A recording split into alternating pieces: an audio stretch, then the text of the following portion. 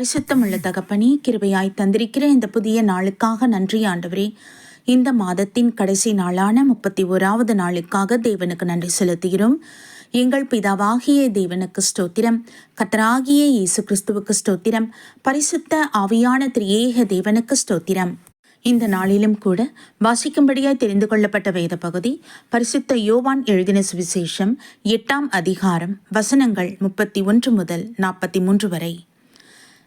இயேசு தம்மை விசுவாசித்த யூதர்களை நோக்கி, நீங்கள் என் உபதேசத்தில் நிலைத்திருந்தால் மெய்யாகவே என் சீஷராயிருப்பீர்கள், சத்தியத்தையும் அறிவீர்கள், சத்தியம் உங்களை விடுதலையாக்கும் என்றார். அவர்கள் அவருக்கு பிரதியுத்தரமாக, நாங்கள் ஆபிரகாமின் சந்ததியாயிருக்கிறோம், நாங்கள் ஒரு காலம் ஒருவனுக்கும் அடிமைகளாயிருக்கவில்லை, விடுதலையாவீர்கள் என்று நீர் எப்படி சொல்லுகிறீர் என்றார்கள். இயேசு அவர்களுக்கு பிரதியுத்தரமாக, பாவம் செய்கிறவன் எவனும் பாவத்துக்கு அடிமையாயிருக்கிறான் என்று மெய்யாகவே உங்களுக்கு சொல்லுகிறேன். அடிமையானவன் என்றைக்கும் வீட்டிலே நிலைத்திரான், குமாரன் என்றைக்கும் நிலைத்திருக்கிறார். ஆகையால் குமாரன் உங்களை விடுதலையாக்கினால் மெய்யாகவே விடுதலையாவீர்கள். நீங்கள் ஆபிரகாமின் சந்ததியா என்று அறிவேன், ஆனாலும் உங்களுக்குள்ளே என் உபதேசம் இடம்பெறாதபடியால் என்னை கொலை செய்ய தேடுகிறீர்கள். நான் என் பிதாவினிடத்தில் கண்டதை சொல்லுகிறேன், நீங்களும் உங்கள் பிதாவினிடத்தில் கண்டதை செய்கிறீர்கள் என்றார். அதற்கு அவர்கள், ஆபிரகாமே எங்கள் பிதா என்றார்கள். இயேசு அவர்களை நோக்கி, நீங்கள் ஆபிரகாமின் பிள்ளைகளாயிருந்தால் ஆபிரகாமின் கிரியைகளை செய்வீர்களே. தேவனிடத்தில் கேட்டிருக்கிற சத்தியத்தை உங்களுக்கு சொன்ன மனுஷராகிய என்னை கொல்ல தேடுகிறீர்கள்.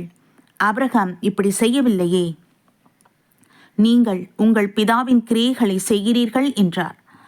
அதற்கு அவர்கள், நாங்கள் வேசித்தனத்தினால் பிறந்தவர்கள் அல்ல, ஒரே பிதா எங்களுக்குண்டு, அவர் தேவன் என்றார்கள். இயேசு அவர்களை நோக்கி, தேவன் உங்கள் பிதாவாயிருந்தால் என்னிடத்தில் அன்பாயிருப்பீர்கள், ஏனெனில் நான் தேவனிடத்திலிருந்து வந்திருக்கிறேன், நான் சுயமாய் வரவில்லை, அவரே என்னை அனுப்பினார். என் வசனத்தை நீங்கள் ஏன் அறியாமல் இருக்கிறீர்கள்? என் உபதேசத்தை கேட்க மனதில்லாதிருக்கிறதுனால் அல்லவா என்றார் என்பதே. கர்த்தருடைய நாமத்திற்கு மகிமை உண்டாவதாக. சர்வ வல்லமையுள்ள தகப்பனே, கிருபையான வார்த்தையினால் எங்களோடு பேசுவதற்காக நன்றி அப்பா.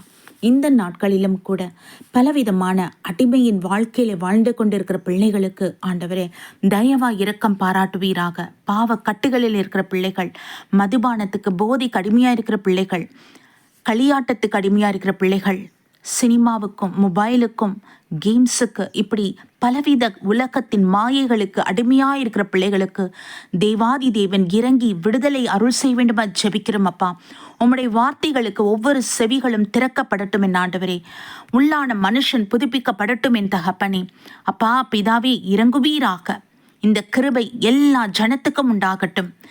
அமீன். எல்லா மனுஷருக்காகவும் நீர் மரித்தீர். உம்முடைய பரிசுத்த இரத்தம் இந்த பூமியிலே எங்கள் ஒவ்வொருவருக்காக சிந்தப்பட்டது. உம்முடைய பரிசுத்த இரத்தத்தினால் மாத்திரமே ஒவ்வொரு மனுஷருடைய பாவங்கள் கழுவப்படுகிறதே. உமக்கு ஸ்தோத்திரம் அப்பா.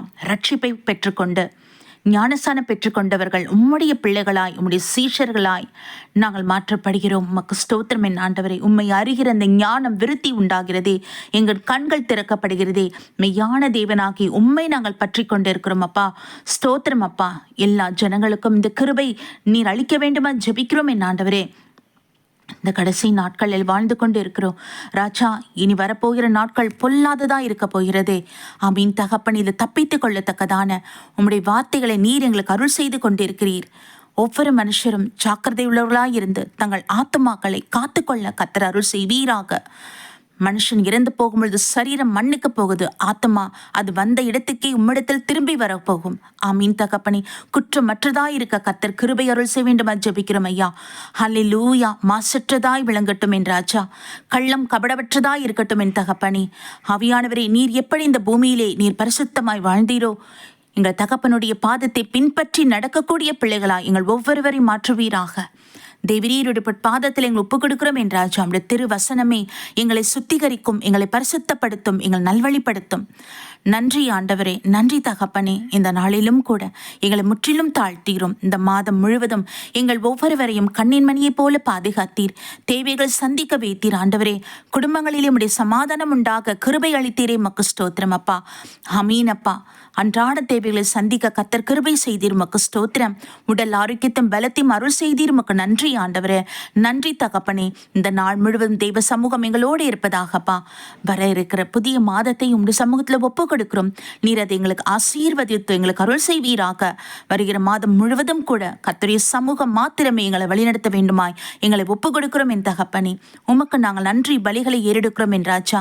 எங்களுடைய ஆவி ஆத்மா சரீரம், எங்களோட வாயின் வார்த்தைகள், இருதயத்தின் தியானங்கள், எங்கள் பேச்சு, எங்கள் செய்கை சகலமும் எங்களை உருவாக்கின சிருஷ்டிகராகிய உம்மை அது பிரஸ்தாபப்படுத்த கிருபை தாங்க. அமீன் தகப்பனே. உமக்கு நாங்கள் நன்றி ஏறெடுக்கிறோம். மகிமை உண்டாவதாக. இயேசு கிறிஸ்துவின் நாமத்தில் ஜெபிக்கிறோம் ஜீவனுள்ள நல்ல பிதாவே, ஆமீன். நம் பிதாவாகிய தேவனுக்கும் நம் கர்த்தராகிய இயேசு கிறிஸ்துவுக்கும் பரிசுத்த ஆவியான திரியேக தேவனுக்கு ஸ்தோத்திரமும் துதியும் கனமும் மகிமையும் வல்லமையும் ஞானமும் பலமும் சதா காலங்களிலும் உண்டாயிருப்பதாக. ஆமீன், ஆமீன், ஆமீன்.